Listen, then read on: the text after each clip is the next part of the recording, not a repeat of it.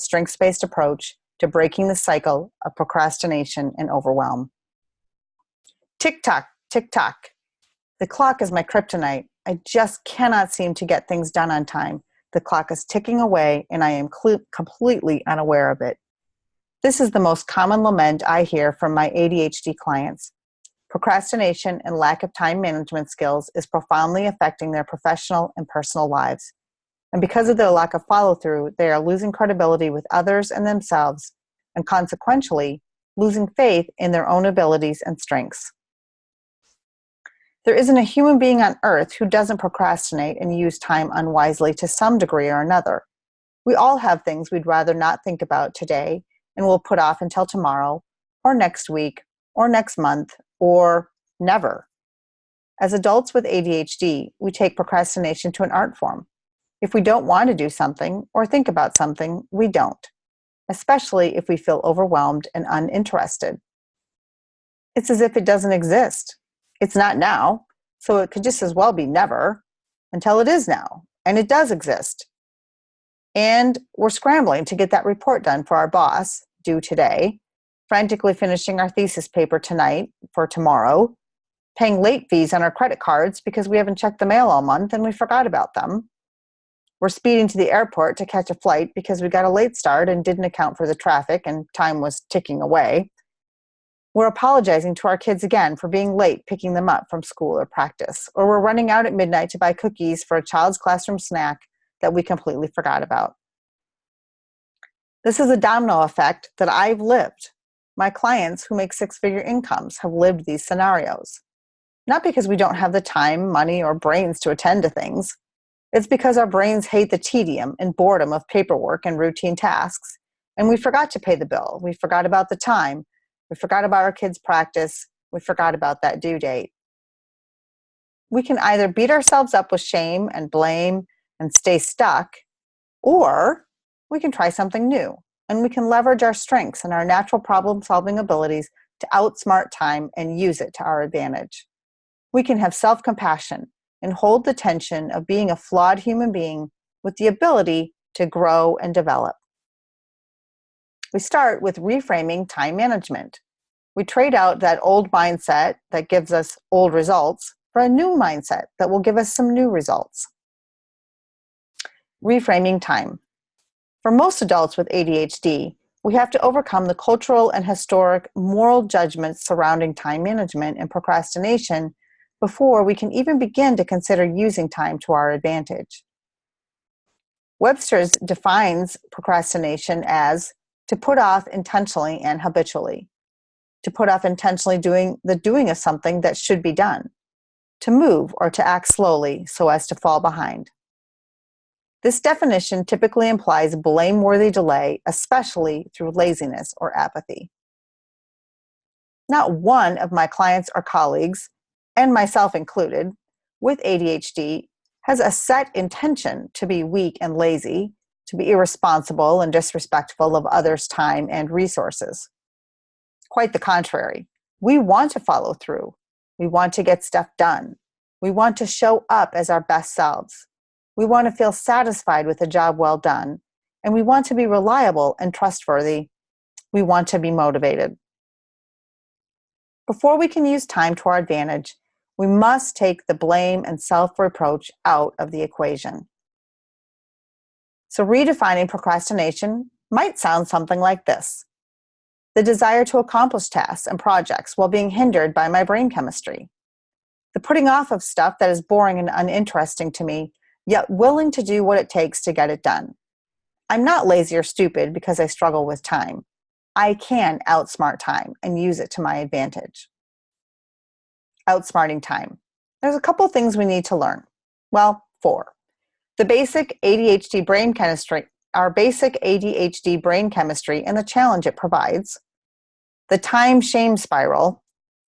People with ADHD's unique way of experiencing time, and then the 5 secrets to outsmarting time. First, the dopamine brain drain. You and your ADHD brain. Anecdotally, in 1 million years, I never thought I'd be excited about chemistry. I hated it in high school and college. I required tutors to pass. Any math numbers related course has historically been a shame-filled experience because my brain is not wired for numbers. And time is numbers. Ugh. Learning about my ADHD brain and the chemistry behind it has been eye-opening, life-giving, and freeing. I hope it will be for you as well. As adults with neuroatypical ADHD brains and executive function, we tend to be very hard on ourselves. We lack self-compassion and self-empathy for our lack of quote-unquote normal executive functioning time management skills and for not accomplishing the tasks and projects we are responsible for on time. And then we have a great sense of letting ourselves and others down, and we begin to lose faith in our own strengths, talents, and abilities, as I said earlier. It's not your fault. Not one of my ADHD clients wants to be late or unreliable. Nobody wants to let other people down. Not one. Here's the deal. The ADHD brain has lower dopamine levels, the neurotransmitter that regulates movement, attention, learning, and emotional responses. Dopamine is a key ingredient for interest and stimulation. Because we lack dopamine, ADHD brains are often underwhelmed by the lack of interest spark. Therefore, our brains enter a kind of limbic lag or brain freeze when it comes to time and getting stuff done. Interest and stimulation releases dopamine and fires up the brain so we can accomplish tasks and projects. Many times, tasks and projects, however, can feel torturously boring to the ADHD adult brain. And boredom does not encourage dopamine production. You see the catch-22 we have here. So the problematic time, motivation, shame spiral looks something like this. We need dopamine to stimulate interest and motivation. Our ADHD brains have lower dopamine levels. We have tasks and projects we are responsible for. The tasks and projects may not spark interest, so our brain is not stimulated. And this is a low dopamine situation. We then feel overwhelmed by the task and anxious about not feeling motivated to get started or restart. Our brain is unable to create the necessary interest, so we are stimulated enough to get started. We feel overwhelmed by the task or the project, and we feel overwhelmed by the quote-unquote pre-shame we are experiencing for letting others down again. And our brain experiences overwhelm as a threat to the whole body. Then the brain signals the body to produce cortisol as a defense. Cortisol amplifies brain fog, anxiety, and brain freeze, and can also cause short-term memory loss. Unlike adrenaline or dopamine, which dissipates quickly, cortisol lingers in our body, and the effects linger in our body. What happens then? Well, we are frozen in the moment, and any energy or motivation we are feeling has been drained out of us, and now we are in snail mode. In order to get out of the frozen, overwhelmed shame spiral, we do something interesting. We get up, we move, we leave. We do something that has nothing to do with the task or project at hand.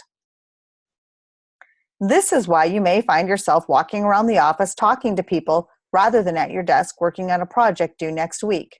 You got stuck or bored. You felt drained of energy and focus. The project suddenly felt overwhelming. Cortisol began to flood your system. Your brain read this as a threat and signaled you to get away from the threat, the boring project. Or it may be why you find yourself binge watching the Great British Baking Show rather than doing laundry. The pile was overwhelming. You didn't know where to start. It's going to be there next week anyway. And so your brain signaled you to get away from the threat, the never-ending pile of laundry. Or it may be why it's difficult to make those return phone calls or to make a simple appointment for the doctor or dentist. You didn't know how long the call would take or maybe what would be expected of you. It feels overwhelming. It feels boring. Your brain feels threatened and releases cortisol. You feel even more anxious. And now your brain signals you to move away from the threat, the dreaded phone calls. It's not your fault, and we can do something about it. Outsmarting time. The ADHD brain and time. It's not that those of us with ADHD don't understand time.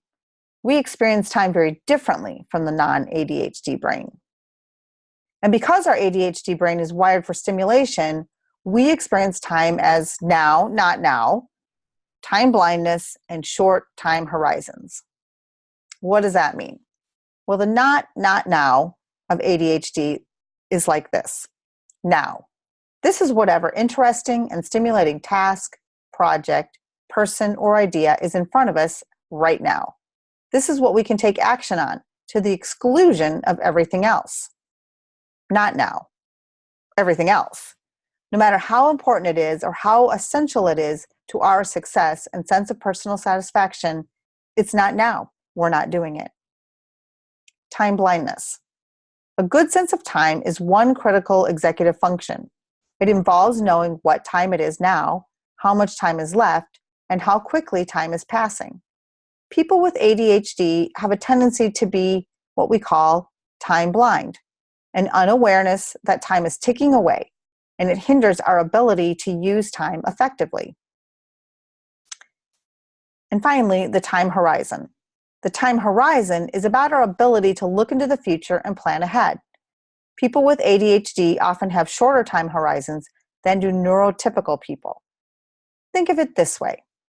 Neurotypical brain people stand on the shore and see the ship on the distant horizon. They have an awareness that the ship is slowly drawing closer and closer. Therefore, it is not a surprise when the ship eventually arrives and docks. Neuroatypical people with ADHD stand on that same shore and see that same ship on the distant horizon. But they are completely unaware that the ship is moving closer. And when the ship arrives and docks, people with ADHD are completely surprised. When did this happen? How did this happen? It was on the horizon, and suddenly, now, it's here. People with ADHD are blind to the slow and steady advancement of the ship moving towards them, just like the slow and steady advancement of time. The really great news is that we can outsmart time. And we do this by leveraging our strengths